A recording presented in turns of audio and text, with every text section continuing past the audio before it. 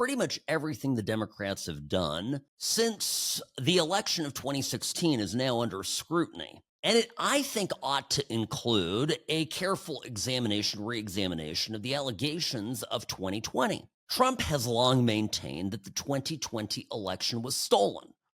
And the retort from the learned class has been, show us the proof. This taunt has followed Trump and his supporters. Made the allegations now for the better part of 4 years. So, what of this? And do we start looking at this now? I'm convinced, by the way, that Trump behind the scenes, his people are examining the 2020 election. For Trump, this is a matter of honor. He believes very strongly the election was stolen. Now, I want everybody to remember just how close it was, okay? Because I now doubt everything.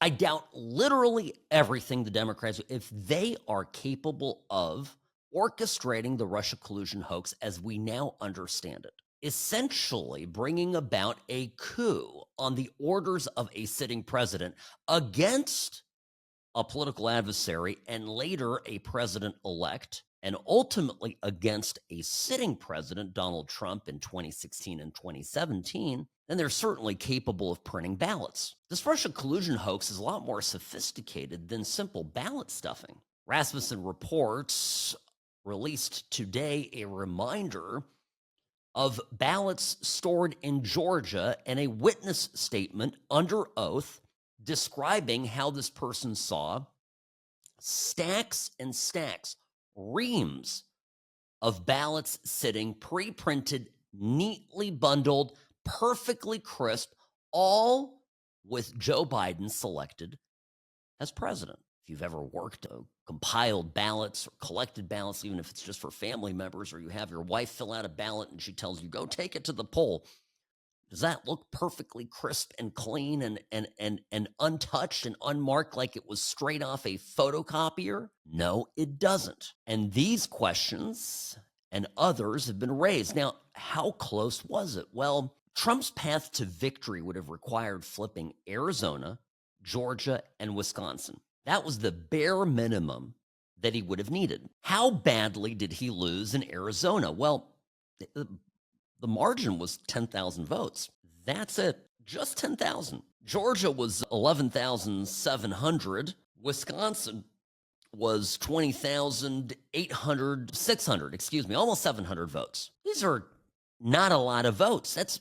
It comes out to just about 43,000 combined votes. You remember, by the way, in Arizona, Maricopa County, and the problems with the vote machines and how they went down magically on election day in areas where Trump had great support at a time when most Republicans were not voting early. That's right. So this, and by the way, if 43,000 votes had gone a different way, it would have been a 269 to 269 tie, and the decision would have gone to the Republican House. Wonder how that would have turned out. There's an affidavit. I describe Rosemary Parish, Cobb County, Georgia, hand recount monitor.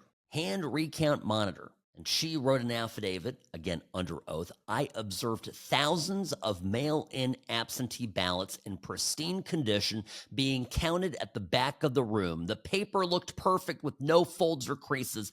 I noticed that the print on the ovals looked perfect as well. The ballots had the appearance of being copied off a printer. When lawyers representing Trump sought to question election results, what happened to them? They were attacked themselves. Some were indicted, for example, down in Fulton County, Georgia, by none other than Fani Willis. And then, of course, we have our friend John Eastman, the State Bar of California, seeking to disbar him, and the and the D.C. bar, by the way, Jeff Clark, one of the lawyers that he was arguing, there's 140,000 2020 Fulton County election ballots that are still locked in a warehouse and unavailable. And when lawyers have tried to get at it, they literally get threatened with extinction, with professional elimination. This is crazy. And here's what we get as a fact check from the mainstream media. Well,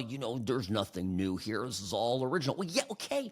Because you never the original claims were never actually investigated. And it's well, and why would they be? The people that took power in government were the very same people that colluded against Trump in 2016. They went right back into office. And Trump, to his great discredit, if I can say this, I understand, of course, big asterisk, that he was distracted by people coming for him throughout his first term, but he let and continued to have people like Mark Milley inside his system, his political orbit. Trump never purged the people who were participating in a coup against him. And by the way, he didn't even realize half of this was happening until much later, until it was too late.